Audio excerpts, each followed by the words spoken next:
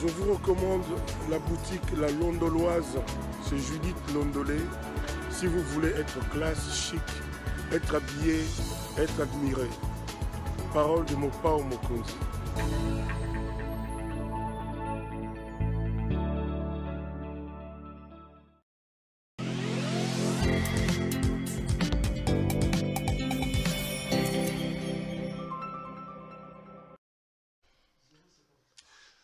Madame, Messieurs, bonjour et bienvenue à ce nouveau numéro de l'émission Contre nous, soit dit magazine d'analyse d'actualité politique, sociale, économique et même juridique qu'on a lancé ici à CPL Télévision. Un invité nous accompagne dans le cadre de ce programme.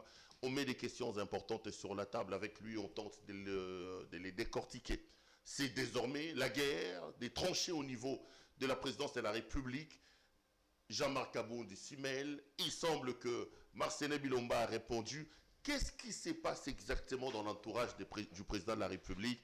La République, et chaque jour qui passe, est en train d'être déshabillé par le conseiller du président de la République. Quelle analyse faut-il faire? On parlait de ça. On revient sur la question épineuse des Mpiodi béton. Il y en a qui disent qu'ils sont là, d'autres disent non. On parlera aussi d'autres questions importantes d'actualité. Un invité nous accompagne sur ce plateau. Monsieur Yves Bouya. Monsieur Bouya, bonjour. Bonjour Claude Perrault. Bonne année, meilleurs vœux. Partager, c'est pour moi un plaisir. Un frère, un ami et un confrère. Un confrère. Partager, pour moi, c'est un plaisir pour cette nouvelle année de participer à cette émission très suivie. s'appelle Télévision, qui est une très grande tribune d'information. J'étais chez moi à la maison. J'ai vu des confrères défiler ici. Qui ont participé à cette émission avec vous après les fêtes des Nouvel An. Et vous avez opposé d'autres de veto. Je me suis dit, mais c'est quoi? Vous êtes un ayant droit. J'ai dit, mais moi je suis un ayant droit. Je vois Eric Ouema, je vois Nico Fall passer. Je me dis, bon, mais qu'est-ce qui se passe, moi? Tu es parmi les militants de la première heure. Non, Perrault ne m'invite pas, je m'improvise. J'ai dit, non, je dois passer. Viens, c'est chez toi, tu viens quand tu veux, sinon ça va. Au Congo News. On se bat, une petite équipe réduite là, on se bat avec nos maigres moyens. Vous savez, ça n'a jamais été facile avec les promesses qu'on nous avait données ici d'Mpiodi, qui ne sont jamais arrivées, des surgelés. On parlera de ça d'ailleurs. Nous, on a fait notre mieux pour garnir la petite équipe qui a des CNews, qui est allé aussi fêter en famille avec nos maigres moyens. Allez, Yves Bouya, on vous connaît très proche de Martin Fayoulou. Vous m'avez dit un jour sur ce plateau que vous étiez un fayouliste. Ça crée beaucoup de polémiques au niveau de la corporation. Mais depuis un temps, on vous voit de plus en plus du côté de Moïse Katumbi. Vous étiez à Lubumbashi, vous étiez à Kisangani. Vous avez changé de camp, vous étiez un Katumbiste? Non, je n'ai jamais changé de camp. Je garde mes convictions. J'ai été avec Katumbi depuis qu'il a été gouverneur. J'ai couvert ses activités. Depuis qu'il a été gouverneur, il a été 10 années gouverneur. J'ai fait mes rares de déplacements à Lubumbashi avec Mel Moukeba, avec qui nous travaillons à un moment au journal Congo News. Il y avait des fois une forte délégation des journalistes qui faisaient des déplacements de Lubumbashi. Je cite ici mon aîné Achille Kadima. Et à un moment, quand j'apprenais cette profession, j'ai su porter mes convictions. Mes convictions, je les ai portées quand on s'est séparé avec Moukebaï dans le cadre de la profession de journal. Et nous avions tous soutenu Martin Fayoulou, bien que nous étions en collaboration, en partenariat avec les gouvernorats du Haut-Katanga.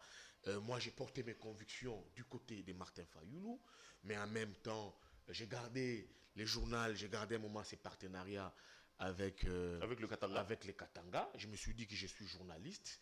Un journal doit fonctionner avec une collaboration. Mais moi, pour moi, de mon côté, et toute personne qui travaille avec moi, ils savent toujours que Yves Bouya a toujours porté C'est un fayouliste. Tout le monde sait que c'est un fayouliste. Mes convictions sont de Martin Fayoulou Madidi. J'estime que cette personne a été victime d'une injustice au lendemain des élections du 30 décembre 2018, à l'idée où il a été massivement voté par le peuple. Et nous avons connu au sommet de l'État un accord bidon, Kabila Félix, qui a mis entre parenthèses la victoire du peuple. Depuis, moi, Martin, je les porte et j'ai dit, il aura toujours mon soutien et qui sera un soutien sans faille jusqu'en 2023 et même au-delà de 2023. J'étais hier avec un autre confrère ici, un autre frère, plus Romain Rolangoy, qui lui disait qu'il est un olimbiste, un oliviste, un limbiste. Est-ce que vous avez fait l'IFASIC? Vous ne faites pas la honte de ce métier quand vous présenté dans vos casquettes d'estampillé Kabila, d'estampillé, là vous le dites, vous êtes un fayouliste. Est-ce que c'est ce qu'on vous a appris à l'IFACI? Qu'est-ce que vous faites de la neutralité journalistique par exemple? Un journaliste doit-il exprimer ses couleurs comme vous le faites là? Non, vous avez dit fayouliste. Non, j'ai dit que je porte les convictions. Vous avez déjà dit une fois sur ces plateaux que vous étiez un fayouliste. J'ai dit fayouliste et je les suis au moment où j'ai une carte d'adhésion comme membre de l'ECD. J'en ai pas sur moi, je n'ai que la carte UNPC. Les jours que Bouya va adhérer à l'UNC, à l'ECD ou à MLC, là vous allez me juger comme membre d'un parti politique. Mais j'ai dit ici que je porte les convictions de la Mouka, aujourd'hui dont la structure est chapeautée par Martin Fayulu. Mais ça ne me peut pas me permettre... C'est ce qu'on vous a dit à l'IFACIC, ça? Non, mais est-ce qu'un journaliste... Un jour, écoutez, c'est pas à l'IFACIC, c'est partout. Vous savez ici que Donald Trump avait retiré l'accréditation d'un journaliste du média CNN. Parce que CNN avait un penchant démocrate. Il a retiré ça. Un journaliste, ce n'est pas un homme en uniforme. Ce n'est pas un policier. Ce n'est pas un agent de sécurité. Un journaliste vote. Quand un journaliste y a élection, quand il va aux urnes, c'est qu'il porte un choix pour un candidat. C'est ça un journaliste. Donc vous, votre choix, c'est Martin Fayulu. Moi, j'ai dit qu'en 2018, je l'ai dit, j'avais voté Martin Fayulu. Mais est-ce que quand on s'affiche dans la peau de Martin Fayulu, peut-on faire un article contre Martin Fayulu? C'est ça le problème, justement. Non, je peux... Est-ce qu'on peut enquêter sur Fayulu? Non, oui. Plus d'une fois, j'ai été dur envers Martin Fayulu. À un moment, ce n'était pas compris. C'est quand on allait apporter l'adhésion de Delis et Sanga, qui devrait venir dans la plateforme pas Bloc Patriotique, Charte citoyenne, je pense. J'étais très dur. J'ai dit ça au président Martin Fayulu, que je n'étais pas d'accord, parce que là, on veut embrasser tout le monde. Mais le président Martin Fayulu m'avait fait comprendre aussi qu'en politique, il faut savoir des fois fédérer. Des fois, je suis dur envers lui. C'est que là, il faut dire non, j'ai dit non. Là, il faut dire oui. Mais j'ai dit jusqu'à présent, je porte ces confusions, mais ça ne m'empêche pas de faire mon travail. Quand on m'appelle pour faire un travail, j'ai fait mon travail, étant que journaliste. Et je sais aussi apprécier un travail qui ne peut pas me mettre en difficulté. C'est comme vous m'avez vu, j'ai été à Kisangani, j'ai fait mon reportage sur la sortie officielle du parti Ensemble de Moïse Katumbi. Et en étant à Kisangani, j'ai reçu un coup de fil de la présidence, des gens qui m'ont appelé pour aller faire la couverture médiatique du déplacement du président de la République au Kassai. J'ai dit, je n'étais pas sur Kinshasa, c'était impossible pour moi. Donc, pour moi, mon travail... Donc, si vous étiez à Kinshasa, vous serez parti aussi avec Félix Tshisekedi? Moi, si j'allais partir, je suis journaliste. Mais, tu vois, des fois, tu peux partir, il y a des raisons de sécurité qui posent problème, il y a des gens qui te supportent pas, c'est beaucoup de choses qui entrent en compte. Dans l'entourage de Félix, tu te sens en insécurité aujourd'hui? Les militants de l'UDPS vous acceptez facilement? Parce qu'on dit de toi que... tu es dans la classe des gens qui sont d'une certaine manière payés par Moïse Katumbi pour critiquer, saper les actions du président de la République. Moi, je n'ai jamais été payé par Moïse Katumbi. Quand j'ai commencé mon combat contre le régime Tshisekedi, d'ailleurs, vous savez, Katumbi était encore avec Fayulu. J'avais commencé ce combat-là bien avant. Katumbi a quitté Fayulu, ils ont quitté la Mouka, ils sont dans l'Union sacrée. Je suis resté dans ce combat et je demeure dans ce combat. Je vois maintenant Katumbi ensemble rejoindre, réépouser mon combat. C'est que c'est moi qui suis resté dans les bancs. Quand je commençais ces combats, je dis que non, ce pouvoir ne va rien apporter aux Congolais. Katumbi. Ça, vous le disiez, oui. Je le disais. Et je me rappelle qu'à l'époque, moi, j'étais totalement contre vous. Oui, vous mettez... Est-ce que pas seulement vous, contre vous? c'était plusieurs de mes confrères journalistes qui étaient contre moi, qui me disaient Bouya était haineux, Bouya... Je n'étais pas haineux, j'avais compris les choses. C'est parce que quand le président de la République, depuis l'Allemagne, avait dit qu'il fera 10 Congo, l'Allemagne de l'Afrique, j'avais touché ma cervelle. J'ai dit, mon Dieu, mon roi, où sommes-nous?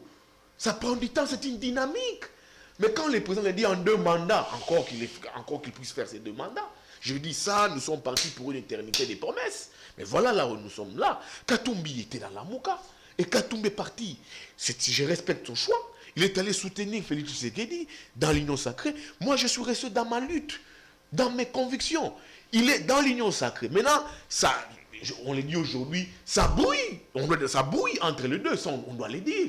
Bien qu'il n'a pas quitté. Il n'a pas dit ça, Katumbi. Non, il n'a pas dit. Vous étiez à Kisangani quand on lui a posé la question, il dit qu'il quitte. Non, il n'a pas dit. Non, il n'a pas dit. Il n'a pas dit. Il a opté pour une solution de rester dans l'Union sacrée.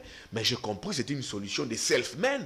On est là, chacun est dans son côté, on se parle, on ne se discute pas, attendons 2023. Donc c'est aujourd'hui devenu une cohabitation difficile à gérer, autant qu'à Tumbi, autant qu'à Méré, qui est allé à l'extérieur pour des soins. Oui. C'est devenu une relation difficile à gérer. Et Katumbi m'a trouvé dans ces schémas, dans cette lutte. Mais la Katumbi là, qui est même en de cohabitation avec Félix, moi toujours je l'ai dit, je ne suis pas politique, je sais comprendre, je sais les voir, il m'a trouvé dans ces schémas. Donc moi je n'ai jamais été payé par Katumbi, à la seule chose que j'ai fait, j'ai fait mon travail, et je discute pas. J'ai une entreprise commerciale qui doit vivre, mais ça n'enlève à rien mes convictions.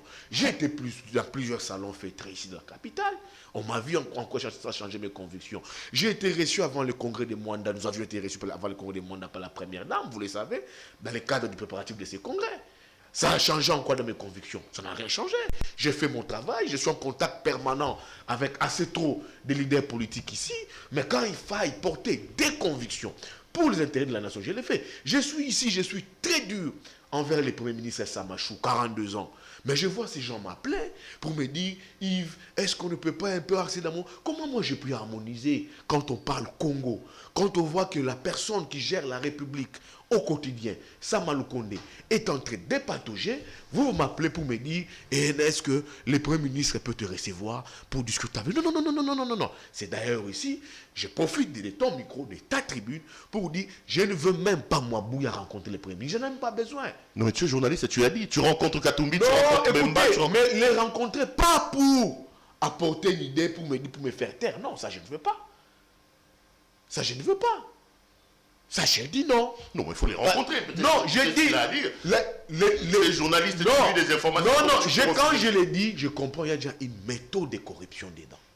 Ah, Samalou Kondé cherche à te corrompre. Non, mais quand ses proches m'appellent pour dire Yves Bouya, essaie d'atténuer, tu vois, tu auras des petits avantages. Il ne supporte pas la critique, le Premier ministre. Moi, j'en sais rien. Je remarque auprès de ses collaborateurs qui m'appellent au quotidien.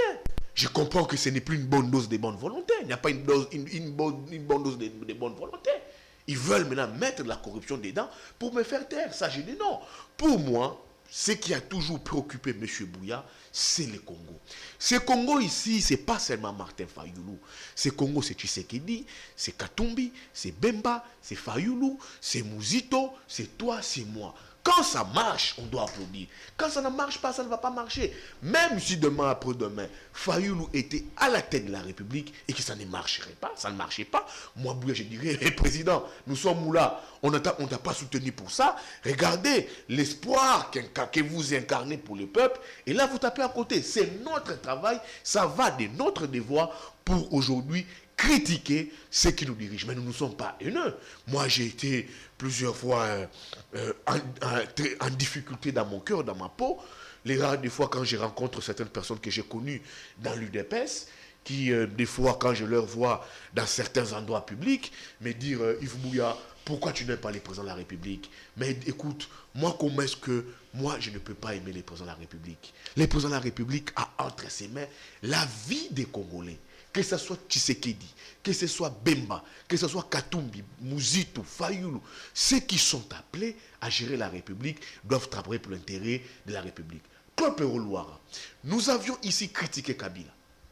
Ça, je l'ai dit en tant que journaliste. Nous avions été très durs envers Kabila. Les rares des fois que moi, Bouya, je me rendais à Limité, Augustin Kabouya nous présentait auprès des combattants de l'UDPS, que ça c'est des hommes. Ils combattent les mal à l'époque. Est-ce qu'à ce moment-là, l'UDPS nous payait? Claude Pérolouara, l'UDPS nous payait?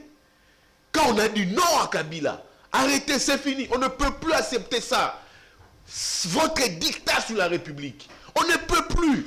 Et les rares des fois quand nous allions faire des reportages, je voyais à peine Augustin Kaboun qui revenait, je crois, des Kamina, qu'on devait nous présenter comme nouveau secrétaire général de l'UDPS en remplacement, je pense, de Bruno Mavon. Oui.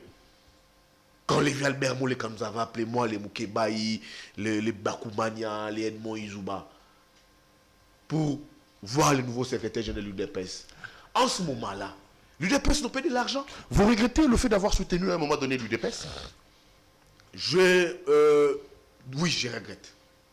Vous n'aurez pas dû soutenir l'UDPS. Je regrette énormément parce que c'est un combat qui a emporté tout un peuple.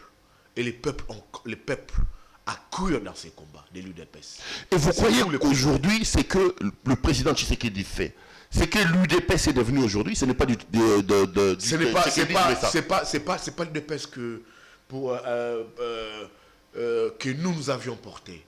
C'est l'UDPS qui incarnait l'espoir de... C'est quoi la différence? Qu'est-ce qui s'est passé entre... Non, moi... Tshisekedi, c'est quand même le fils de Tshisekedi Wamulumba, c'est son fils biologique, c'est son fils idéologique. Il a été secrétaire national du parti à l'étranger, il a donné son temps de sa jeunesse pour le parti mené par son père. Où est-ce qu'il y a la cassure entre l'image que toi tu t'es fait de l'UDPS et ce qui s'est fait aujourd'hui? Je disais ici que quand nous nous rendions à l'UDPS du temps de Tshisekedi, de l'opposition, un parti farouche au pouvoir, la fine de l'opposition, quand Augustin Kabouya, secrétaire général, je crois, adjoint en charge de la communication, nous présentait devant les combattants, parce que nous nous opposions à ces moments à Kabila, l'UDPS ne donnait pas de l'argent, c'était pas en conviction. Que l'UDPS cesse de dire aujourd'hui, quand aujourd'hui nous sommes très critiques envers ces partis, envers ces dirigeants, envers les présidents de la République, que nous sommes sous-doyens, nous sommes payés. Par Katumbi, non. On ne sommes pas payés. Nous sommes des journalistes, on comprend que la République va mal. Je disais ici, oui, je regrette, moi, Bouya, d'avoir soutenu l'UDPS, parce que j'ai compris, ce n'est pas un parti qui a milité pour l'intérêt du Congo, c'est un parti qui a milité pour ses propres intérêts. Ses propres intérêts où nous sommes là, avec l'UDPS, c'est quoi? C'est un clan qui règne à la place de la République. C'est des intérêts d'une tribu à la place de la République. L'espoir que l'UDPS incarnait, ça n'avait pas une alternative crédible. Ça pose problème. Voilà maintenant la gestion de l'UDPS aujourd'hui. Kabila part, l'UDPS prend le pouvoir. On nous disait, c'est quand nous serons au pouvoir, le Congolais mangera 3 fois, ça sera l'état des droits. Mais tous les slogans que l'UDPS a donnés pendant ces moments de lutte, c'est des slogans creux aujourd'hui. De l'état des droits, c'est un slogan creux. Le peuple d'abord, c'est un slogan creux. Et ils font du copier-coller des Kabila. C'est creux. Et l'espoir s'est envolé. Claude Perrault-Louara, vous en privé, vous me disiez, les Pitentiani, moi j'aime être sincère, franc envers moi-même, que Yves Bouya, laissons Tshisekedi, c'est un fils du pays. On l'a dit. Oui, vous l'avez dit plusieurs fois. Oui, j'ai dit oui. On a dit donnons-lui une chance, tu es trop dur avec lui. Tu es trop dur. On était contre toi à l'époque. Mais bon, je ne suis pas sûr que nous ayons toujours la même position aujourd'hui. Oui. Alors, je disais... Je ne sais pas si Peter Thiel et moi-même, on a toujours la même position. Oui, je disais... Parce qu'hier, on t'a critiqué. Vous étiez dur, très dur envers moi. J'ai dit, les problèmes du Congo, c'est plus ces problèmes, Makila à Congo, moi à Congo et tout qu'on sort. Les problèmes du Congo sont connus, c'est question de volonté. C'est question de volonté, c'est tout le monde qui peut venir à la tête du pays. Que ce soit même un Libanais, un Indo-Pakistanais. S'il vient, il identifie les vrais problèmes du Congo et qu'il trouve des solutions, il apporte des solutions à ces Congolais, c'est ça un vrai Congolais. C'est ça. Donc moi, ce que je vois, la gestion UDPS, après 3 ans, 4 ans, je vois les présidents de la République nous partir, nous donner des promesses sur promesses. Vous voyez, les Congolais disent maintenant, il nous faut un package. Il faut trouver un endroit où foutre toutes ces promesses. Les présidents ne font que promettre. Quand ça marche, c'est lui. Quand ça ne marche pas, c'est un bouc émissaire. Nous avions suivi les présidents de la République qui s'engagent. C'était grave. Quand on nous a parlé que son mandat allait finir à la tête de l'Union africaine, maintenant on doit reconstruire les pays. Reconstruire les pays dans une année, les machamou maintenant. On parlera de ça quand on va parler des problèmes. Yves Bouya, on va refermer ces chapitres-là. Tu critiquais Kabila, tu soutenais Tshisekedi, tu le regrettes aujourd'hui. Je prends Kabila, que tu connais. Je prends Tshisekedi, que tu connais également. Je parle en termes de gestion de gouvernance. Entre Kabila et Tshisekedi, tu choisis qui aujourd'hui? Écoutez, pour nous, Félix, c'était les mal nécessaires. Les mal nécessaires à l'idée où tous étions fatigués de Kabila, via sa gestion, sa dictature. Ça posait problème. Il fallait une alternative. Mais malheureusement, on n'a pas connu une alternative crédible. C'est une alternative bidon. Excusez-moi pour les termes. C'est bidon parce que rien ne marche au pays. Alors, Kabila, il ne faut plus le juger. Kabila, il faut le laisser tranquille.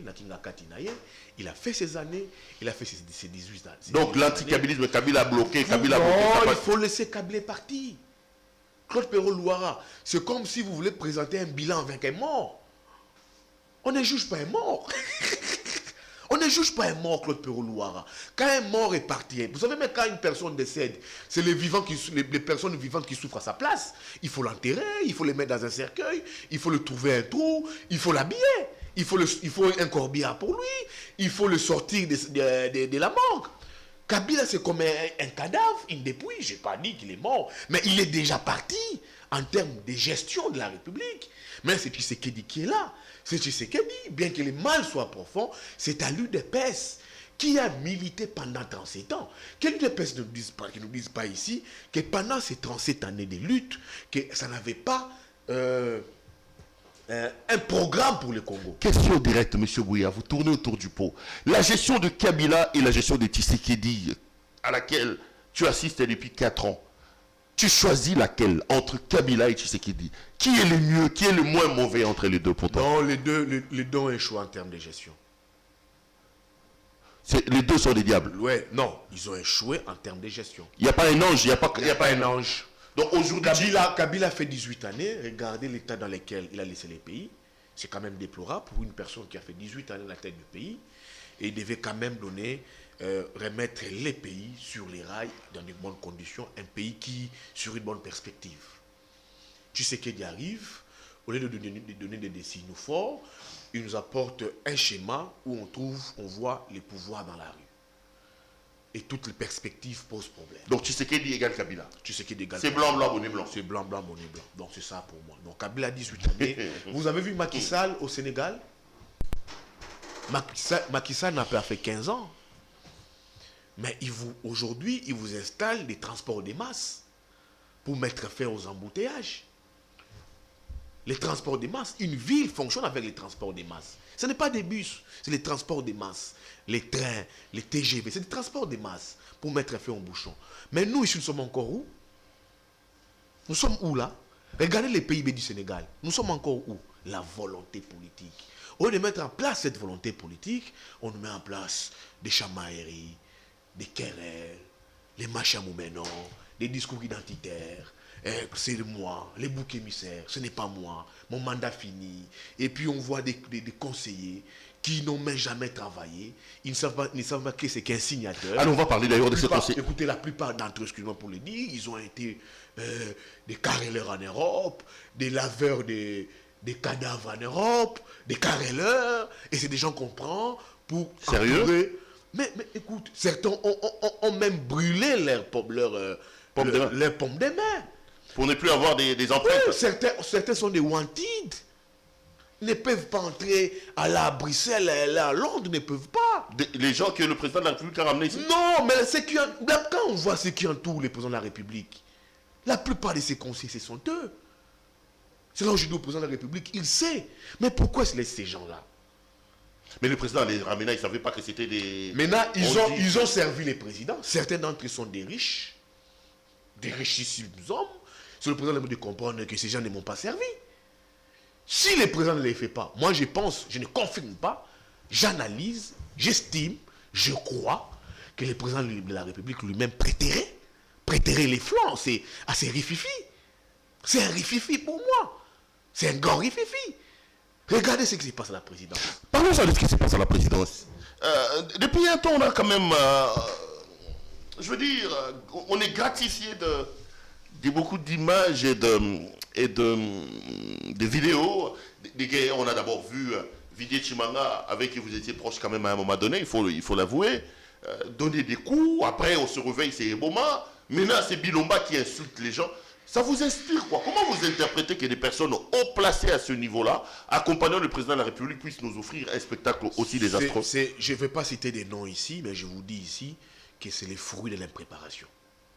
Je vous ai dit ici qui entoure les présidents de la République.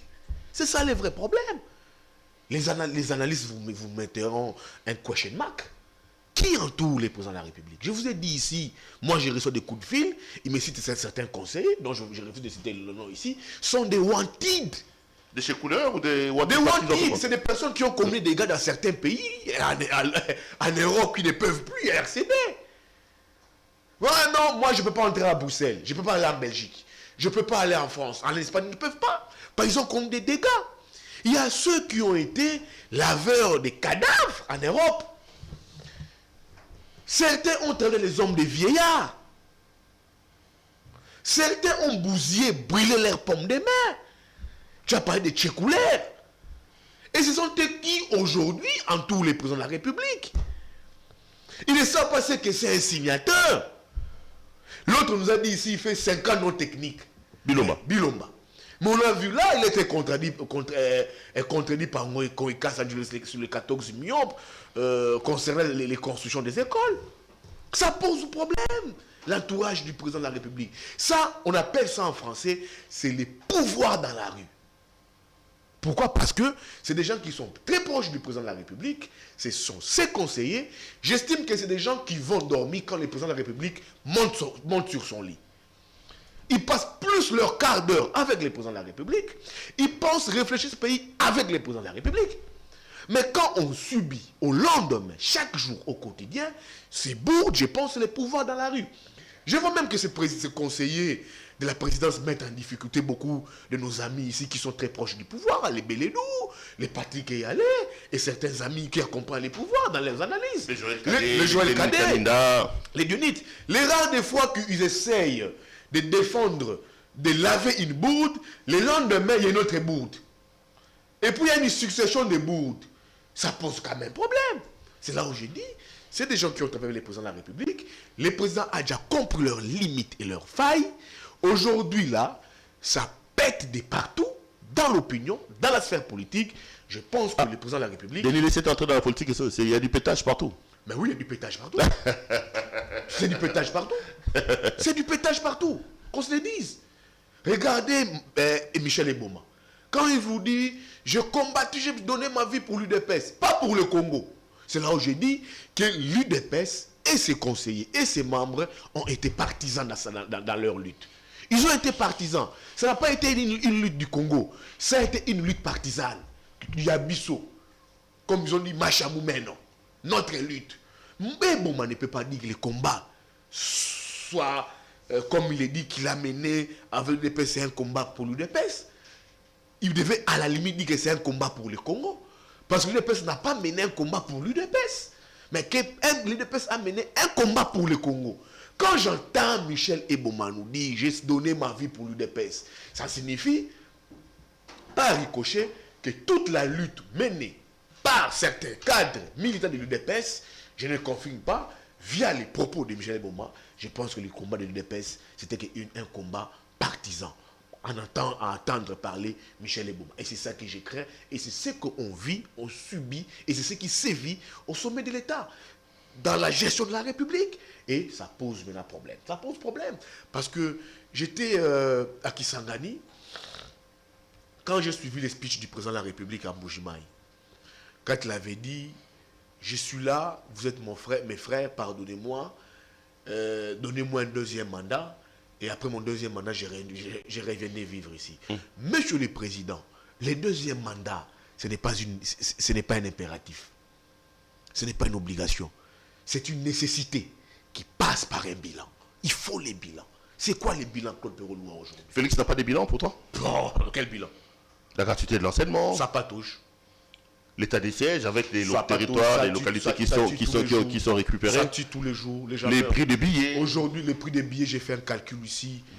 Écoutez, c'est plus... Les passeports. Écoutez, c'est plus... Écoutez. L'état des sièges patouche. Nous avons l'armée rwandaise ou l'armée ougandaise chez nous ici, qui font leur patrouille, qui font leur business ici. Nous avons une route construite sur fond ougandaise qui va relier Goma, Beni, Bunagana. Et nous, à peine, nous allons cotiser à 20%. Vous nous avez parlé ici de la gratuité. Ça patauge. Aujourd'hui, les écoles catholiques, les parents reprennent les bons services et leurs services qu'ils ont toujours fait avec les professeurs. Ça patauge. Les prix des billets d'avion, l'an, c'est pas plus de 400 000 Congolais qui voyagent l'an. Et tu sais, c'est ennuyant de voyager dans ces avions, Claude Perroloua. J'ai fait un voyage avec toi, on nous a donné une boîte bouteille d'eau. Hein? Et quand tu as 2h30 de vol, tu ne manges pas dans un aéroport, soit chez toi, tu meurs de faim. Tu meurs de faim. Les passeports, c'est pas $125. Moi, je viens de renouveler mon passeport, je me suis tapé, ça m'a coûté $200. Ça m'a coûté $200. $200. C'est pas $99. Non, $200. Je suis même loadé là. $200. C'est un bilan qui pose problème. Et c'est une erreur qui est de dire aux Congolais au Kasaï, donnez-moi un deuxième mandat parce que vous pensez qu'il ne le mérite pas, M. Tshisekedi. Écoutez, le deuxième mandat n'est pas un impératif. Ce n'est pas une obligation. Je vous ai dit ici que c'est une nécessité. Une nécessité qui passe par un bilan. C'est quoi les bilans? Quand on est un président de la République, on a tout un système qui ne fait que vociférer que c'est les autres qui ont détruit. C'est quoi les bilans? Quand avant la campagne présidentielle, vous nous avez présenté un programme d'action à l'hôtel Béatrice et que vous n'arrivez pas à mettre cela sur les rails. C'est quoi les bilans quand vous pleurnichez tous les jours? C'est quoi les bilans quand la République est jetée dans la rue? C'est ça les bilans? Moi je pense que c'est là où je vous ai dit ici, la culture d'un mandat, ce syndrome de la culture d'un mandat s'installe déjà en Afrique. Le syndrome François Hollande. Ouais, ça s'installe en Afrique. En Zambie avec Edgar Lungu. Edgar Lungu, ce qu'il a fait à Zambie, en 5 années, c'est plus que ce que ses pouvoirs a fait. Mais Edgar Lungu est parti. Edgar Lungu est parti. C'est l'opposition qui a gagné les pouvoirs. Vous avez vu Edgar Lungu crier à la tricherie.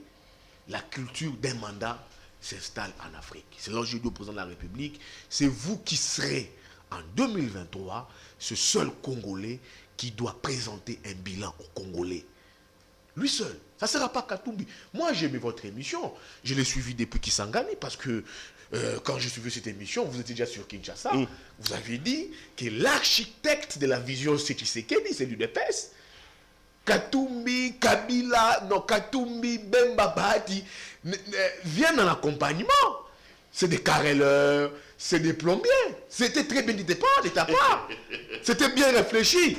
Là où j'étais, je dis, ce garçon sait réfléchir. C'est réfléchir. C'est Tshisekedi qui sera en 2023. C'est là où je dis, le bilan n'est pas un impératif.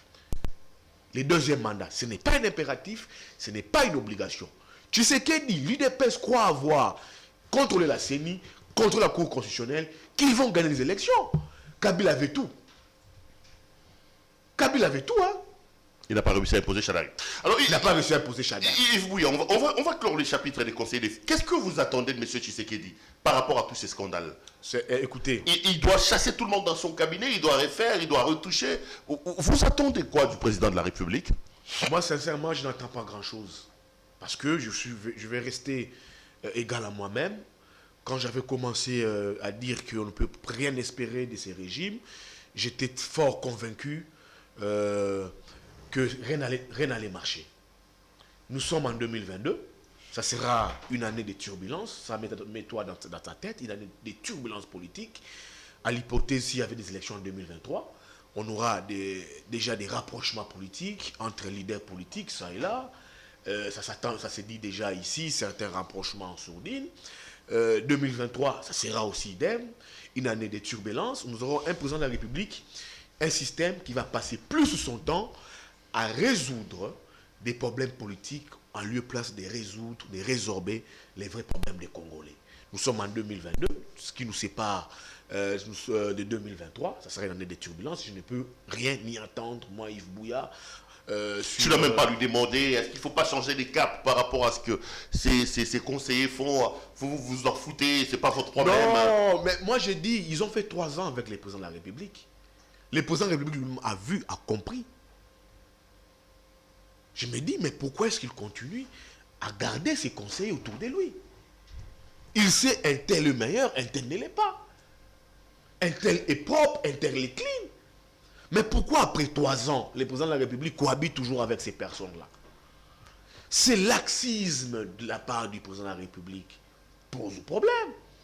C'est là où je dis, je ne me confirme pas, je pense, j'estime. Est-ce que lui-même, le président de la République, ne prêterait-il pas les flancs à ces riches fifis? C'est ce qui me dépasse. Donc moi, avoir les bilans, à comprendre la scrutin 2022 et voir 2023 qui arrive, sincèrement, Claude Perrault-Louara, je ne crois pas, mère sur le cœur, sur la tombe de mes parents, je n'y crois absolument pas, même pas. Même la promesse donnée par Samaloukonde de Samachou, tonton 42 ans, que 2022 sera une année d'élection, je ne pense pas qu'il le fera comment. Alors on verra. Madame, monsieur, vous suivez l'émission Contre nous soit dit. Notre invité de ce soir, c'est monsieur Yves Bouya, qui est donc journaliste. Avec lui, on fait la lecture de l'actualité politique ici en République démocratique du Congo. On a parlé de la phare de la présidence de la République avec tout ce qu'il y a comme problème avec les conseils de monsieur Tshisekedi. Yves Bouya, l'actualité, c'est aussi cette affaire d'Impiodi, orchestrée notamment par le ministre de l'économie, monsieur Jean-Marie Kalumba. Vous dites que l'impiodi n'existe pas alors qu'on a vu le Premier ministre sur le terrain en train de visiter les chambres froides. Il y a des Congolais, notamment Simeon Isako qui était ici hier, qui a dit qu'il a pu se procurer ce carton d'impiodi. Est-ce que c'est de la mauvaise foi, monsieur Bouya? Vous n'avez pas mangé l'impiodi béton à la fin de cette année? Écoutez, mais qui se sont procurés ces cartons d'impiodi? Simeon Isako, nous connaissons ses positions. Je pense que c'est des gens qui sont très proches du pouvoir qui ont eu droit à ces cartons d'impiodi. Mais l'entière partie des Congolais, qui sont ces Congolais, soit qui est ces Congolais qui a mangé ces impiodi? Moi, je pense que ces impiodi ont été distribués qu'à la présidence, à la primature et dans certaines institutions de la République et auprès des Simeon Isako qui en ont mangé. Moi, j'ai fait un tour au marché Moulard ici avec ma tendre épouse. J'ai vu 4 impiodi de là divisés en 4 morceaux vendus à 1000 francs. La République du cosmétique. Ça, c'est du cosmétique. Donc les pieux du béton ne sont pas arrivés. Toi, tu as vu ça? Comment une république, on peut dire aux gens, bon, faites un piodi. Les autres en Namibie. Bon, décembre, il est qui? Janvier, tout ça, c'est un piodi. Février, tout ça, c'est un piodi. Mars, tout ça, c'est un piodi. Avril, tout ça, c'est un piodi. C'est du folklore, du cosmétique. Une politique du gouvernement qui ne paye pas. Parce que les programmes, les plans ont été très mal élaborés. Claude Perrault-Louara, l'impiodi, il est surgelé. Nous avions passé la commande, je crois, en Namibie. Ça devrait arriver. On nous a parlé de plus de 27 000 tonnes qui devaient arriver. 27 300 tonnes. Mais où sur les 27 000 tonnes, qu'on nous dise combien de tonnes sont arrivées, ils ne savent pas nous dire. Et pourquoi la Namibie nous laisse-t-il pêcher pendant cette période où nous ne pêchons pas? De septembre à décembre. Parce qu'ils estiment que pendant ces moments, les poissons sont en fécondité. Et pourquoi nous, Congolais, on doit aller pêcher en Namibie? Nous avons des rivières ici où nous avons des poissons qui meurent par vieillissement. On a les lacs Moero, on a ici les Tanganyika. J'ai vu des pêches nous dire ici que les bateaux de pêche y. Mais quand ils sont dans ma soua, les bateaux de pêche sont dans Maïté. Ils sont en pièces détachées, on monte ça sur place. Les bateaux de pêche y, ils sont dans ma soua, qu'on a contre le fleuve Congo. Oh! Je dis, mais c'est quoi ma bateau de pêche contre le fleuve Congo? Ils sont en pièces détachées. Ils amènent ça dans le lac, dans le fleuve Bambisi, ils montent yango. Ça ne parcourt pas des kilomètres. Na maï, non. Du cosmétique, du folklore. Pour une république. Donc cette affaire des poissons est un mensonge pour toi? C'est un mensonge. C'est de l'escroquerie à ciel ouvert. La République, comme tu l'as dit, a perdu des millions. Et tout ça, c'est Samaloukonde de Samachou, tonton 42 ans. Non, c'est pas Sama qui a piloté l'affaire. C'est le ministre de l'économie. Mais ça a été adopté en Conseil des ministres. C'est le président de la République qui a présidé. Écoutez, le président de la République préside. Écoutez, je vous dis un truc, Claude Perrault-Louara. On nous avait dit ici, sous Kabila, il n'y avait jamais de Conseil des ministres. Ça n'a jamais existé, sous Kabila, les Conseils des ministres. Mais sous Tshisekedi, chaque vendredi, nous avons Conseil des ministres. Mais pourquoi tenir les Conseils des ministres après des décisions prises? L'évaluation, les suivis posent problème. Il faut annuler ce Conseil des ministres, que ça ne puisse plus avoir lieu. Sous Kabila, il n'y avait pas de Conseil des ministres. Kabila, il n'y avait pas que le Conseil des ministres. On dit, ah, Kabila, ça ne sait pas. Chaque vendredi, il y a Conseil des ministres. Mais ces Conseils des ministres ont quel résultat? Il faut annuler ça. Ça, écoutez, les présidents de la République, oui. Les présidents de la République ne gèrent pas les pays au quotidien. Les présidents de la République peut donner nos orientations. Lui aussi, peut-être, lui aussi, responsable des politiques publiques à mener. Mais la personne qui gère au quotidien la République, c'est le Premier ministre Samaloukonde. Cette affaire des surgelés, c'est une pure escroquerie. Et vous tenez le Premier ministre responsable de la situation. Mais écoutez, mais il n'y a pas eu de suivi. Il y a un ministre de l'économie qui donne une idée. Et vous, Premier ministre, vous adoptez l'idée. Et il n'y a pas de suivi. Les tonnes de sujets ne sont pas arrivés. C'est pas arrivé ces tonnes de surgelés. Qui ont mangé ces tonnes de surgelés? Comment une république peut vivre sur base d'un quota de pêche? Et dans une république qui mène une économie libérale, l'État ne fait pas les commerces. L'État produit. Nous, on fait les commerces. On achète les quotas de pêche. On amène ça pour revendre à la population. Ça pose problème. Et Sama, dans son tibia, il ne voit pas ça. Parce que tout se passe dans les tibias. C'est dans les tibias. Sama dans son tibia. C'est là où j'ai dit ici, qui entoure les présidents de la République? Les dossiers surgelés, un fiasco. Une escroquerie à ciel ouvert. Sama, dans son tibia. Il n'avait pas vu ça. J'ai suivi Sama dans une conférence avec les jeunes de Makutano. Nous dire ici que je vais, comme réforme, nous allons faire les recensements. Mais Claude Perrot-Loire, est-ce que les recensements est une réforme? C'est un fait sociétal. Ce n'est pas une réforme, les recensements. Il dit ça avec le jeu de Makutano. Il caresse un projet ici de défalquer par an $100 000 par territoire, qui doit nous faire, je crois, un budget par mois d'1,450 $. Parler de 100 millions. 100 millions par territoire pour désenclaver certains territoires. Est-ce que ça va aboutir? Donc, Sama est dans des firmaments. Il pense des choses dont la matérialisation pose problème. Sama Lukonde, quand il a été désigné Premier ministre, les gouverneurs de Warrior, ce ne sont pas ces ministres qui ont dit c'était gouvernement. C'est lui-même qui dit mon gouvernement sera un gouvernement de Warrior. Mais lui-même est un faux Warrior. Un faux Warrior. Un Warrior qui n'est pas un Warrior. Au regard des faits que je vous donne ici, surgelé, réforme, quoi? Et le programme $100 000 par territoire. 100 millions. 100 000 $ par territoire. Ok. Ça, lui-même qui disait, mon gouvernement doit être le gouvernement des Warriors. Tout ça, pourquoi? Parce que j'ai plein de trucs ici. Moi, je sors du Katanga. C'est le réseau d'Ani Banza. Le réseau d'Ani Banza, la personne d'Ani Banza. Sama est sorti de la cuisse de Dani Banza? Mais oui, mais Sama, il a été ministre des Sports pour le camp de Ako. C'était le quota de Dani Banza qui ne le sait pas. Katumbi a refusé d'être premier ministre ici. Quand l'Union sacrée a été créée, Katumbi, on lui propose le poste de premier ministre. Katumbi refuse. Mais qui a joué la carte Sama? C'est Dani Banza. C'est Dani Banza. Donc vous condamnez Dani Banza aussi là? Mais pourquoi donner un collaborateur du président de la République, donner au président de la République des maillots faibles? Au regard des faits donnés ici, mon frère, Sama Lukonde est un maillot faible. S'il y a remaniement, c'est la première personne qui doit quitter le gouvernement. Parce qu'un maillot faible, c'est un faux warrior. La guerre ici, Ngokas, avec Marcela Bilomba, cela incarne quoi? Ça incarne le leadership faible de Sama Lukonde. Faible!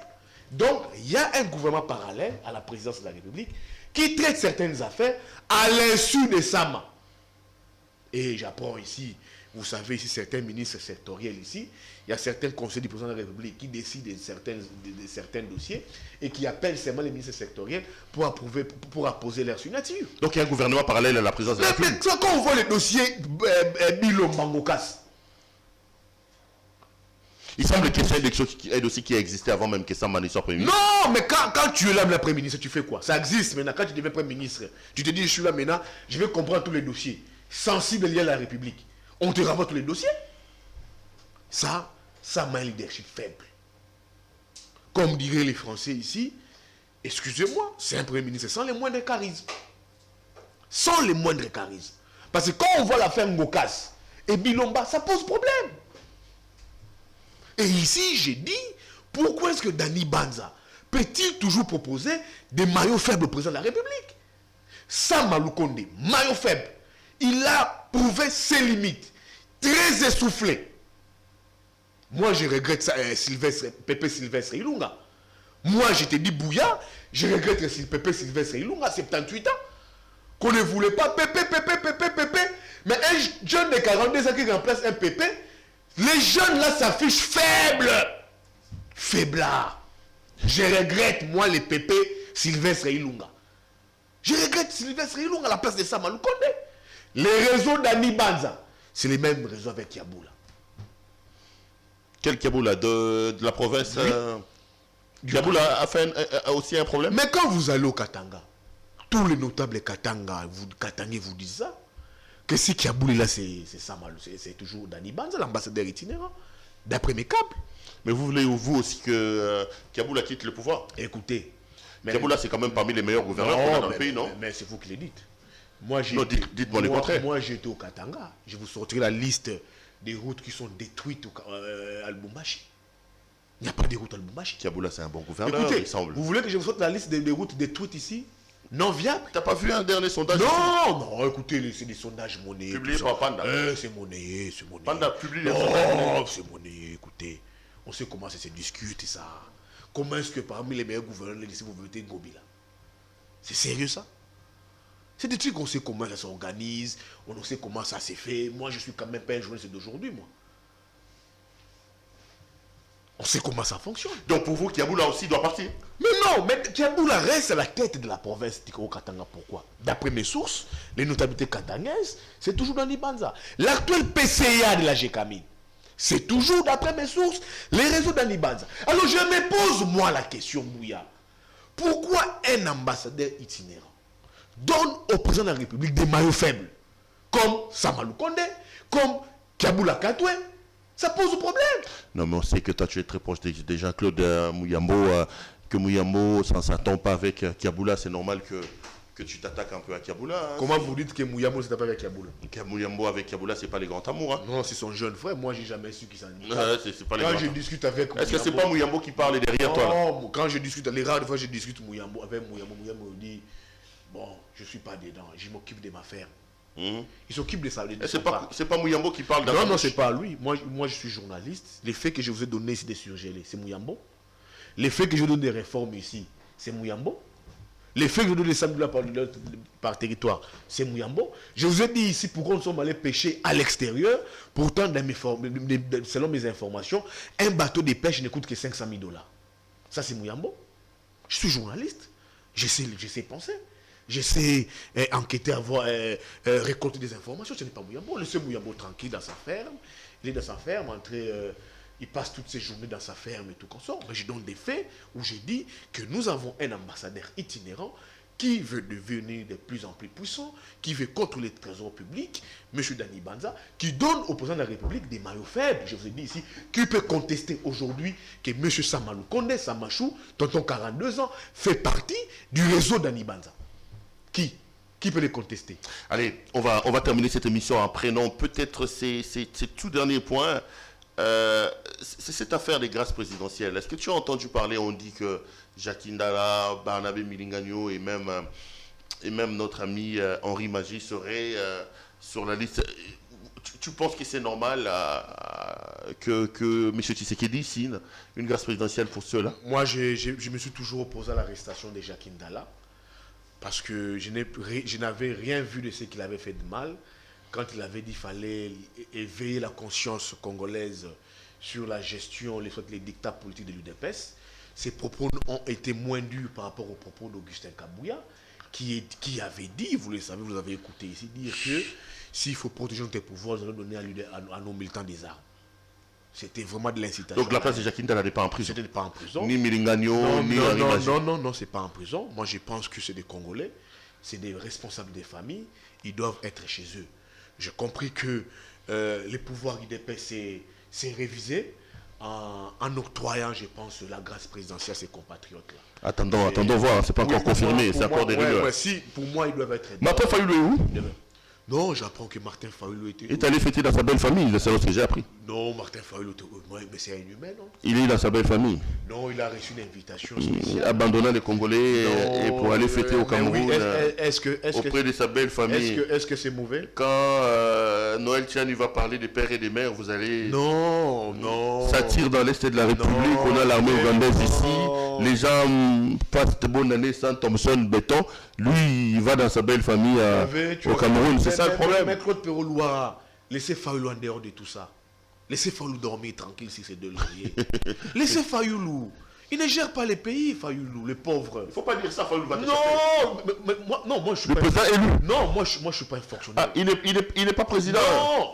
Il dort tranquille, Non, Fayulu. écoutez, moi je ne suis pas un fonctionnaire de Martin. Je ne suis pas un engagé à Faden. Je n'ai pas un cadre de décider. Je porte ses convictions, nous avons une relation professionnelle. Il ne va jamais me chasser, je les respecte comme tel, lui aussi me respecte comme tel. C'est une relation basée sur les principes et sur les respects. Mais je crois c'est une personne dont j'ai toujours cru sur ses convictions, son intégrité. C'est quelqu'un des droits. C'est là où j'ai dit, laissez Fayulu tranquille. Fayulu ne gère pas les pays. J'ai aimé son discours du 30 décembre à la nation. C'est un discours très limpide. Trop même. Il a parlé. Qu'est-ce qu'il a dit de bon à part Oh, mais il s'attaque à Lenguete en disant que c'est une institution qui vient faire une lutte cosmétique de... Est-ce que Martin a menti sur Alinguete? Alinguete fait du... Alinguete aujourd'hui c'est notre fierté quand même. Non, c'est une fierté nationale. Non, c'est là où l'UDPS rêve. Alinguete travaille sa visibilité pour les prochaines élections. C'est là où je dis à Kabou sur des rêves parce que Alinguete aujourd'hui est plébiscité. Il travaille une image à l'international. L'UDPS rêve sur Alinguete. Alinguete travaille sa visibilité avec la bonne gouvernance. C'est que Fayulu il a menti sur Alinguete, il n'a pas menti. C'est que Fayulu a dit sur l'état des sièges. Il a menti. L'UDPS hier, quand Kabila avait accepté l'entrée des FDLR ici, l'UDPS avait accusé Kabila de haute trahison. Il a dit aussi que Tshisekedi était poursuivi pour de haute trahison. C'était un discours à la hauteur des vrais problèmes des Congolais. Ennuyant, c'était non, c'était un bon discours. Et puis quand je dis Fayulu va vivre dans sa belle famille, mais c'est monsieur qui a légalement épousé sa tendre épouse, Madame Esther. Mais est-ce que j'ai refusé? Tout le monde a sa belle famille. Est-ce que j'ai refusé? Moi j'ai une belle famille. J'ai dit qu'il est en train de fêter toi, dans sa tu as une belle famille, non? Mais il est en train de fêter dans sa belle famille. J'ai dit qu'il est allé fêter dans sa belle famille. Alors, elle est mal. Fayulu est au Cameroun avec son épouse. Dans la belle famille. Oui, il est allé fêter. Il est au Cameroun. C'est un problème. Des pères et des mères avaient peut-être... Non, des pères et des mères s'étaient fait un dessin. Vous voyez, les vrais problèmes des Congolais, nous sommes tous Congolais. Et que, quand tu es né d'un parent congolais, considère-toi ipso facto congolais. Et puis la constitution parle d'un parent congolais. Dieu merci, cette loi séparatiste de Noël Tchani n'est pas passée. Il ne faut pas vouloir à Martin, c'est une personne responsable, il a suffisamment travaillé, il a tenu un bon discours, il s'est dit que moi et mon épouse, à la limite, s'il reçoit une invitation pour passer des fêtes des Nouvel An, les fêtes des Nouvel An, peut-être au Cameroun avec sa belle famille, ou ça fait quoi? Bon. Tu sais qu'il est allé passer les fêtes des Nouvel An à Moujima, il a dit qu'il n'a pas de match à Moumeno. Vous n'avez pas vu ça? Hein? Tu sais qu'il dit, il est allé dire les matchs à Moumeno, mon sang. Il est allé fêter les festivités des Nouvelles An. Il est Kassaïen, non? Vous voulez quoi? Vous voulez qu'il réunisse ça? Alors maintenant, vous voulez quoi avec Fayulu? Il est Kassaïen, il n'a pas demandé au bon Dieu de les créer. Mais alors, est-ce que Fayulu, quand c'est avec sa femme Esther, c'est un choix de Dieu? C'est un choix de Dieu. C'est comme dit, le mariage est une bénédiction divine. Alors, il ne faut pas lui en vouloir parce que sa femme est camerounaise. Non, je lui en veux pas. Non, mais quand tu dis des pères et des mères. Je pose des questions. Non. Il est dans sa belle famille au Cameroun. D'accord. Il passe ses meilleurs moments. Je pense d'ici le 10 janvier, il sera de retour. Et il va répondre des services comme acteur politique. Allez, monsieur Martin Fayulu, bonne année à vous. Mes voeux le meilleur. Je compte... Mais il vous apprécie beaucoup, vous le savez. Non, mais je souhaite vraiment le rencontrer quand même pour une fois dans la vie. J'aimerais bien échanger avec lui. Non, c'est quelqu'un de très simple. Je le trouve un peu trop extrémiste. J'aimerais bien rentrer un peu en profondeur. Qui est extrémiste? Martin Fayulu. Non, ça c'est très mal calqué, Martin. Martin, c'est la personne la plus flexible des politiques. Ouais. C'est la seule personne, quand tu appelles, il prend seul son téléphone. Totika, papa. C'est la personne... Non, je vous parle de la personne que j'ai pratiquée. Bonne année. C'est la personne la plus simple, Martin. Quand il te fixe rendez-vous, tu le vois, et c'est une personne qui respecte les rendez-vous. Ok. Donc, si toi, Paul Lopero Louara, vous êtes journaliste, vous voulez vous rencontrer, vous fixez rendez-vous à Fadem, vous allez discuter. Au palais présidentiel là-bas. Ben oui, hein, c'est comme les gens disent, les palais présidentiels. L'UDPS a fait la raison du Tshisekedi des palais présidentiels. Et au-delà même, Tshisekedi a prêté serment. Hein. Allez, M. Bouya, merci d'être venu nous voir. Mais j'ai un point qui m'échappe là. Lesquels? C'est sur... j'ai vu l'adhésion massive de Bochab et Loumano. Ah oui, ça on n'en a quand même pas parlé, le départ. Est-ce que vous pensez que c'est une transhumance, le PPRD c'est vide, ou vous comprenez que la politique étant dynamique, on peut voir aujourd'hui les départs, on dit, Bochab, j'ai longuement parlé avec lui dans une entrevue exclusive qu'il m'a accordée, il m'a dit que c'est faux, il n'a jamais quitté le PPRD, il est allé en républicain rencontrer le président de la République pour lui soumettre les désidératas de son peuple. Mais comment tu analyses toutes ces guerres-là, les départs, voilà quoi? Non, écoutez, moi, je pense que Tshisekedi n'a pas besoin de têtes comme les Bochab, les Loumano, les Mende pour les grands Kassai. Le nom Tshisekedi fédère tous les grands Kassai déjà. Il n'a pas besoin. Même aux élections de 2011, j'ai fait ces élections, j'ai accompagné, j'ai couvert la campagne électorale de M. Feu Étienne Tshisekedi en 2011. Au Kassai, personne n'a battu les grands, les Kassai réunis, personne n'a battu Tshisekedi au Kassai. Il n'a pas besoin de Bochab, de Loumano, encore moins de Mende. Parce que c'est un nom qui fédère. L'enjeu pour Tshisekedi, c'est d'autres clivages. C'est le clivage Est-Ouest. Est-Ouest. Tu vois les Bochab venir, tu vois les Mende venir, tu vois le Loumano venir. Ce n'est pas ça. Tshisekedi seul aura des voix. À Mbujimaï, seul aura des voix. À Kananga, il aura même Lodja, Sankou, partout il aura des voix. Chikapa, il aura des voix. Donc il n'a qu'à aller creuser ailleurs. Il doit creuser ailleurs. C'est l'Est où résident les plus grands électorats. Et l'Ouest. Avec qui va-t-il composer avec l'Est? Pour l'Est. Avec qui va-t-il composer pour l'Ouest? C'est ça maintenant l'enjeu pour Tshisekedi. S'il veut s'éterniser avec les Mende, les Bochab, les Loumano, on risquerait d'avoir un président qui va perdre des élections dans l'Est et dans l'Ouest. Pourquoi? Parce que l'électorat du Kassai, c'est un trop faible électorat par rapport à l'Est et à l'Ouest. Allez. Donc, ce qu'il doit faire pour moi, j'ai vu, certains disent qu'il a sorti Kamere pour faire les contrepoids pour l'Est. Bahati n'a pas apporté suffisamment ses poids politiques. Il va voir avec Kamere. Mais est-ce que Kamere sera vraiment cette personne-là qui serait encore en honneur de cet État avec Tshisekedi, avec tout ce qui s'est passé? Il a été humilié, lui, femme, famille, femme, enfant, toute la famille humiliée avec ses procès 100 jours, traité des voleurs, bien, selon l'UDPS. Est-ce que ça serait un Kamere vraiment comme c'était une relation sincère, Genève, Kenya, et puis ils ont pris le pouvoir? Ça reste à désirer. Qu'est-ce qu'il va encore utiliser pour l'Ouest? Je vois, il s'accroche à Jean-Pierre. Jean-Pierre est là, il voit plus la loi électorale. Il a grandement ses yeux ouverts là-dessus. S'il n'obtient pas de gain de cause, il peut entrer en rébellion. C'est le même Jean-Pierre d'hier pour l'Ouest. Donc, ça posait problème. Donc, les vrais enjeux pour Tshisekedi d'aujourd'hui, c'est de gratter, comme tu l'as dit, à l'Est et à l'Ouest, pour qu'il puisse vraiment se donner un poids confortable aux prochaines élections. Encore, ça c'est encore très important, ça doit passer par un bilan. Les bilans, c'est très important pour obtenir cette adhésion, cette volonté populaire. Monsieur Yves Bouya, la main sur le cœur, merci d'être venu nous voir. C'est moi qui vous remercie. Revenez quand vous voulez ici, c'est chez vous. Bonne année, saluez madame, saluez les enfants. J'étais très choqué, très offusqué. Nous sommes en plein 2022, que je ne sois pas passé sur cette finir. C'est la raison pour laquelle je me suis improvisé. Donc mes meilleurs vœux à toi, à ton équipe qui fait du très bon boulot.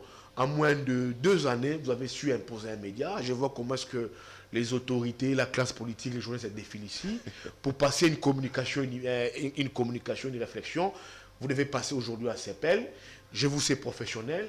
Un professionnel impose aussi un média. Vous avez imposé ces médias. Je vous jette des fleurs, chapeau bas pour ça. Mais veux le meilleur à tout le monde, à des confrères journalistes, aux leaders politiques, au président de la République. Les gens disent ici, Yves Boué n'aime pas Tshisekedi. C'est un haineux. Meilleur vœu au président de la République. Meilleur vœu à Martin Fayoul Madidi, les présidents élus. Non, mais attends, est-ce que tu parles du président de la République? Mais veut le meilleur des longévités, des santé à la très distinguée première dame de la République démocratique du Congo, Madame Denise Nyakeru Tshisekedi. Bon, moi, je les souhaite à son mari. Je les souhaite à son mari. Vous souhaitez à son mari. À moi, sa je femme, souhaite à l'époux. Meilleur vœu à Kabila. Mais veut le meilleur à la très distinguée première dame. Meilleur vœu à Martin Fayoulou. Meilleur vœu à Martin Fayoulou. Les présidents élus, comme l'appelle les Congolais, Madame Esther Fayoulou. Meilleur vœu à Adolphe Mouzitou Fumopa et à son épouse Madame Chantal.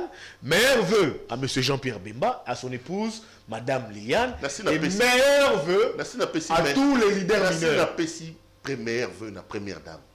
Donc, à l'écolo. Mais Bill non, Bill Molobaga. Tu veux déjà battre première dame. Non. Bon, aussi ici. Hein? Aussi ici. Mais si c'est bah fais nous ici. T'es démonté. On ne va pas s'en D'abord ça moutou mort. Non. Mais on veut na.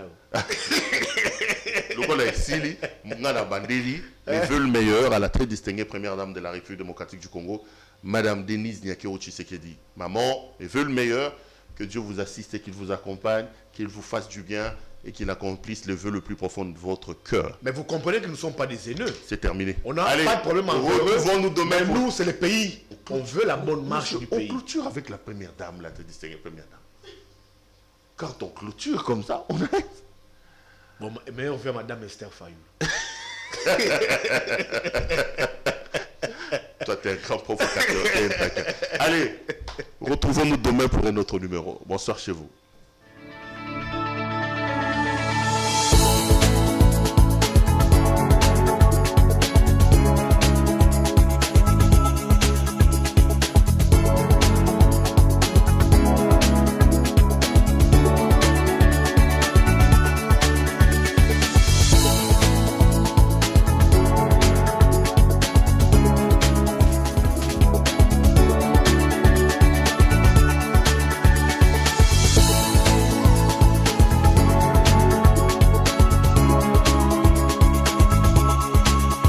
Je vous recommande la boutique La Londoloise, c'est Judith Londolé.